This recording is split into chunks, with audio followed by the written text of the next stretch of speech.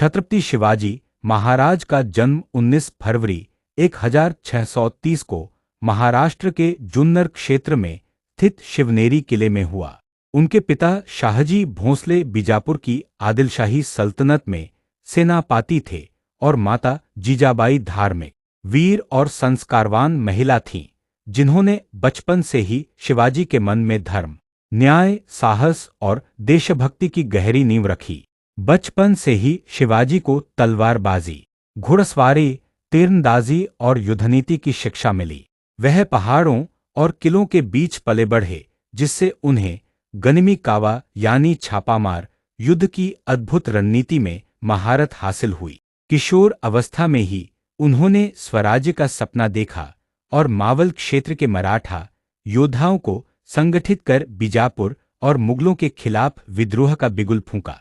1645 से उन्होंने धीरे धीरे आदिलशाही के छोटे छोटे किलों पर कब्जा करना शुरू किया और एक एक करके अपने साम्राज्य की नींव मजबूत की। 1659 में प्रतापगढ़ के युद्ध में अफजल खान को अपनी चतुराई और साहस से हराना उनकी सबसे प्रसिद्ध विजय में से एक बनी। इसके बाद 1664 में उन्होंने सूरत पर धावा बोलकर मुगल सत्ता को हिला दिया। शिवाजी महाराज का जीवन केवल युद्धों तक सीमित नहीं था, बल्कि वे एक कुशल प्रशासक भी थे। उन्होंने किसानों पर अन्यायपूर्ण करों को समाप्त किया, प्रजा की रक्षा की और एक मजबूत नौसेना का निर्माण किया, जिससे समुद्री किनारों की सुरक्षा सुनिश्चित हो सकी। 1666 में औरंगजेब ने उन्हें आगरा बुलाकर कैद कर लिया, लेकिन उन्होंने अद्भुत बुद्धिमानी से वहां से भागकर सबको हैरान कर दिया।